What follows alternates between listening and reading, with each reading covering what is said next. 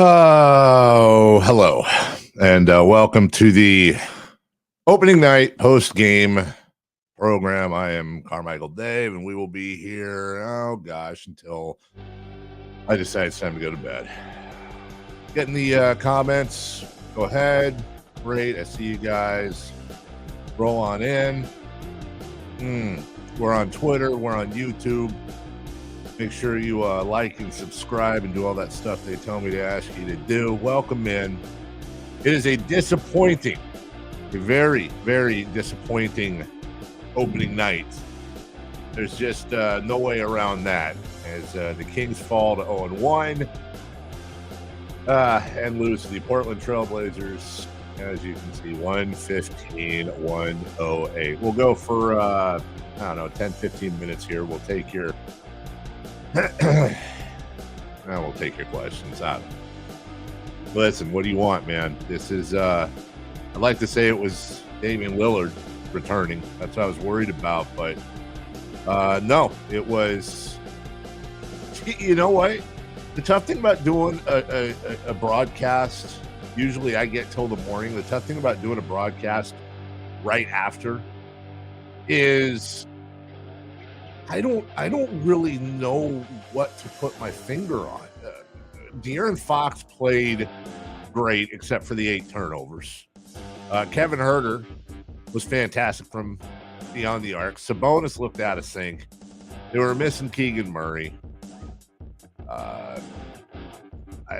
The points in the paint were what really bothered me, 56-38, and that's something that's really we talked about it this morning. We talked about it last week. You know, that's something that I'm going to worry about this entire season until they show some way of handling it. The one thing I kept bothering me all preseason, everything was roses, but it was interior defense. It was just the interior in general. Anthony Davis was really the only big that we faced all preseason. And he had a double-double in like 10 minutes, you know? So it's a little bit worrisome what they're going to do or not do down low, okay? I'm not I'm not devastated after this game. I'm not going to overreact. But, hey, listen, this Kings schedule's no joke, dude. Now, they need to go back and they need to make up for this very soon here, because I'll just screw around and go to the schedule here. It doesn't get any easier, and everyone plays 81. I understand that, but you got the Clippers and Kawhi Leonard at Golden One Saturday. Oh, and then you just go to the defending champion Warriors Sunday. Memphis, maybe the most winnable out of those two, although the Kings do play in LA against the Clippers weirdly well. And then Miami. That's probably not a win. They may not be favored until Halloween when they go on the road to play Charlotte. And if LaMelo's back, they probably aren't favored. Then they play the Heat November 2nd, and they play the Magic. That November 5th game against the Magic is probably the next time the Sacramento Kings. That's probably the next time the Sacramento Kings are going to get paid. So I'll tell you one thing that's already bothered me, and we're barely into the season, is the people getting their jollies off of posting Tyrese Halliburton's numbers. I mean, listen, great. You ready to call that? Are you more interested in being right, or are you more interested in the team? Because I can't call that trade yet, and I love Tyrese Halliburton as much as anyone, and I can't call that trade. You ready to call that trade? Is that going to be one of those "I told you so" the whole time things? That's awesome, man. There's never a doubt that Tyrese Halliburton was a great player, but I'm not ready to call that trade yet. Let me know if they don't re-sign Sabonis. I see you all in the chat. Say hi. Tones is already wanting to tank for Victor Wembanyama. Yeah, Fox did outplay Halliburton. That's true. All right, let's get to some stuff here. The opening night, my guy Brad Miller ringing the bell. This actually entertained me a little bit.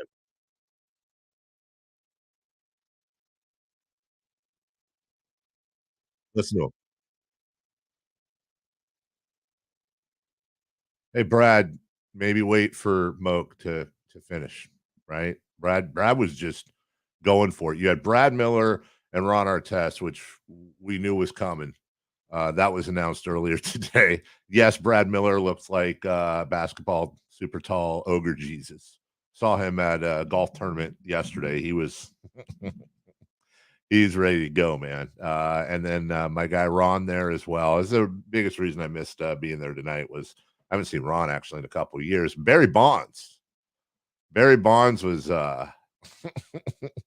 Barry Bonds was there, and I don't understand that. Here's what I don't understand. It's not like I have a problem with it, but why is Barry Bonds in Sacramento so much lately? I feel like he's got an ownership stake in something. The River Cats, the Kings, something's going on there. Barry spent a little bit too much time in Sacramento. But here's the bell ring. Can you guys hear them? By the way, here's the bell. That's that's good times. Yeah, man. There's a lot of stuff going on tonight. Let me see. Oh, there's my guy. Wanted to point this out. How about Jason Ross? First day of the NBA season, season 29. Atta baby. Good for him. Good for J Ross, one of the best in the business, one of the nicest guys ever. And there's opening night number 38 for Gary Joe. Can we win for him? Can we win for him and the kids? I mean, just all the kids, just kids. Can we really please win for him? That'd be amazing. You know what I'm saying? That would be absolutely fantastic. What else we got here? Oh, did you guys see this earlier tonight? There's one Kings non-highlight I'm going to play, but you remember Corey Joseph? Thoughts and prayers because Corey Joseph died tonight. Look at this. Oh, it's slowing down because we're oh, look, woof. You see that?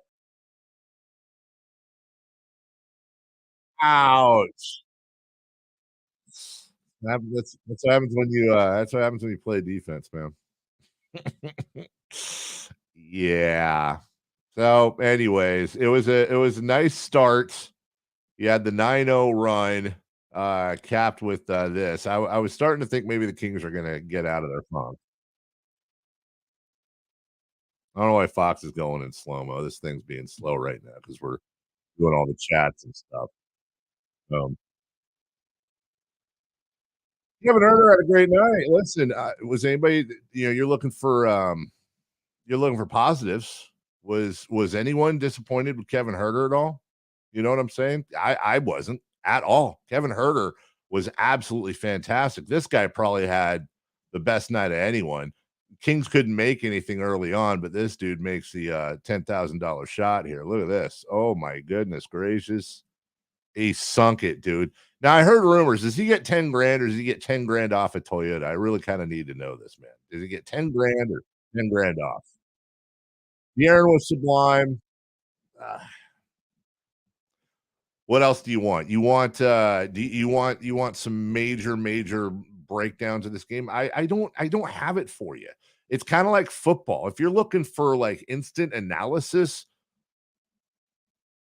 I can't point to any one thing that I felt like the Kings did that was terrible. Like there were moments, for example, I did not think they had great continuity on offense for a lot of that time.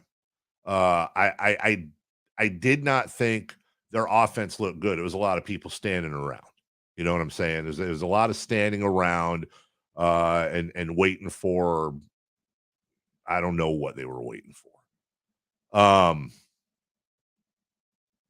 when we look at the charts, I told you about points in the paint, but rebounds, pretty much same. Kings got them 55, 53, assists 27, 20. Kings shot better from the field. They brought those shooting percentages way up. And I really like to blame this on free throws, but weirdly enough, Portland missed, I think, one or two more free throws than the Kings. Second chance points, even fast break points, basically even. Points in the paint. That's the one, guys, right there. Points in the paint, 56-38. And that's going to be an issue. That's going to be an issue all year. That's going to be an issue all year. I don't know if Jurkic, I don't know if Jurkic owned Domas Sabonis, but he gave him fits. And those guys always have battles. Listen, Jurkic, Valanciunas, Sabonis, they're all kind of cut from the same cloth. They're just beasts. And Steven Adams is another. You get them all in the paint together and people running into each other left and right. That can get a little awkward. And tonight, Sabonis did not look great. Harrison, listen, here's the thing. This is why it's so difficult to analyze this game. 9 points, 8 boards, 4 assists on 50% shooting for Harrison Barnes. Now, I'd like to say, it's another Harrison Barnes disappearing night, but was it? Or was he just not forcing it and being a veteran and letting the game come to him and spreading out, letting Kevin Huerter get his offense going, making room for De'Aaron Fox? I don't know. I look at Harrison Barnes' stat line. I watched him playing. But I look at his stat line. I go, I can't really blame him. I don't know what to do with KZ Okpala, man. Obviously, the dude can play defense, but I really hope, no offense to him, but this isn't a team that's good enough to play grab ass with their rookie. You got to put. If Keegan Murray doesn't start Saturday, I'm not going to lose it. But let's not do the thing where we're bringing Keegan Murray off the bench. Let's not do the thing where we're waiting for the rookie to earn the spot. And speaking of Coach Mike Brown, because that's his decision, just something that was annoying to me. Memo, please. There is no reason to take your challenge in the first half. Challenged a foul call in the first quarter. And there were at least 2 more plays that were clearly not fouls on the Kings. But you don't have your challenge anymore. Even if you win, you don't have your challenge. And when you're challenging a foul call, what do you get? The foul's taken away. I understand that if it's late in the game and you need to protect your star, like Sabonis, for example, could have used a challenge on that phantom foul later in the game. He actually looked to the bench and said, you know what I'm saying? You got to do your thing. And you know what? Didn't work. It did not work because they didn't have a challenge. Because they did not have a challenge. Do not use your challenges in the first half. There's almost no legit reason to use a challenge in the first half. But that's not why they lost the game. That's not why they lost the game. You know what I'm saying? And I'm also not checking out after one game either. Okay. I still haven't figured out. Can you guys hear the audio on this or not? Let me turn it up. Here's Mike Brown after the game. Yeah, tell me in the comments.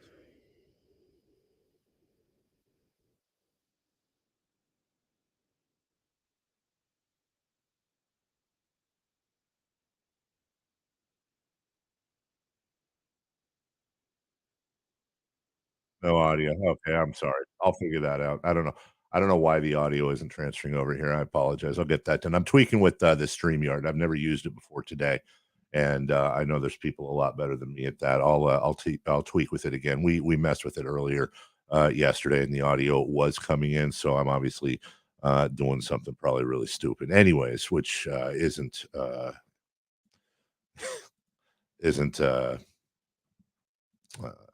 new for me doing something stupid. Anyways, we're going to talk about all this tomorrow. Uh, but yeah, I'm not the right guy to do these post games, man. I get too emotional. I just, I didn't want to buy. On one hand, I don't want to overreact. On one hand, I don't want to sit here and say, okay, it's a 7-point home loss to the Blazers. The season's over. Same old team. But I also don't want to blame, new coach, new players. I'm just tired of excuses. Am I doing these post games every game? Sactown Sports. Everybody there is. It'll be myself. It'll be Rami, Nick, Chris Watkins. We'll get in there as well. So yeah, I mean we'll be here after every game. Just doing 10, 15 minutes. Russell, you want me to react to what I saw tonight? The honest to God truth, and I'm not trying to be cute here. Is it's great analysis. I saw some really good things. I was very happy with the exception of the turnovers. Was really happy with De'Aaron Fox. He played like an all-star tonight. He was the best player on the floor. He outplayed Damian Lillard, who's coming back from an injury. Let's calm down on the Dame Lillard's over the hill stuff right now. I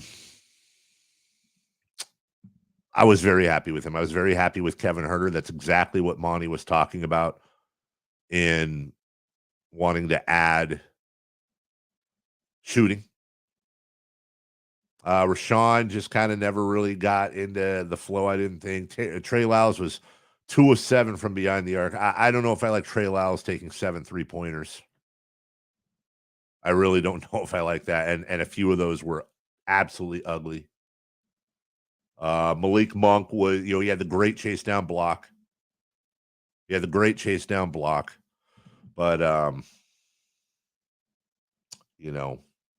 he didn't light it up. Sabonis had a bad game. I mean, he had his work cut out for him. He's going against Yusuf Nurkic, and Nurkic is underrated. Listen, he's not Joel Embiid. Okay. He's not Joel Embiid. But he is a big, like I said, Sabonis, Valanciunas, Nurkic, excuse me. These are all guys cut from the same cloth. You know what I'm saying? Let's see. TM wants to know what's wrong with my face. Well, that's genetics, bro, but you're probably talking about I got a green screen behind me, and this is my mic. That's why it looks weird. The less of my face, the more of yours. And by the way, let's look at Portland real quick. You going to point something out on Portland that stands out? Anthony Simons had 22 points. I love Anthony Simons. By the way, he was worth every penny of that contract. Jeremy Grant, the new acquisition from Detroit, he had 23 and 8. It's great. Dame ended up with 20, but on 5 of 18. Not one person in double figures in rebounding. No, nobody. This was just one of those weird beginning of the game year ball games. Shaden Sharp looked nice, by the way. There's a lot of questions about Shaden Sharp going into the draft because not a lot of people had ever seen him play. I actually thought he looked really good. Cash says the Blazers are deeper than the Kings. I don't agree with that. I like Justice Winslow, but he can't stay healthy. That's been his problem. I love Justice. I want the Kings to take him out of Duke, but he hasn't been able to stay healthy. Shaden Sharp, let's see. But I did like what I saw tonight. I think the Kings are actually a very deep team. I think the Kings have an average to above average starting five, probably average. And by average, I mean literally there's 30 teams in the league. Where does their starting five rank? Does it rank 15th or below? I think they're probably right around 15, 16, 17. But I do think they have an above average bench this year. I think the Kings are going to, once Mike Brown figures out if he does these rotations, I think the Kings are going to make a lot of hay with their second unit. I do. Josh loved watching Brown coach up the guys on the sidelines. I did too.